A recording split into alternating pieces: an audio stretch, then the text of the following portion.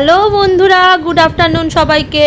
আজ আমি তোমাদের সাথে শেয়ার করব আমাদের মেঘালয় ভ্রমণের আরেকটি খুব এক্সাইটেড পার্ট, যেটা হচ্ছে লিভিং রুট ব্রিজে ভ্রমণের একটু ছোট কিছু ভিডিও, যেগুলো আমি আমার ফোনে ক্যাপচার করে রেখেছিলাম, সেগুলোই তোমাদের সাথে শেয়ার করব।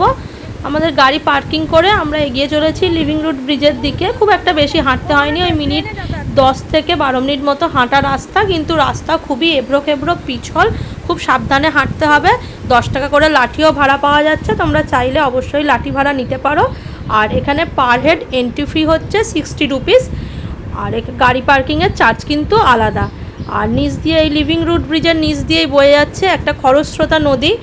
আমি ভলিউমটাকে মিউট করে রেখেছি, ওই জন্য অতটা আওয়াজ শোনা যাচ্ছে না, কিন্তু এখানে জলের ভীষণ স্রোত।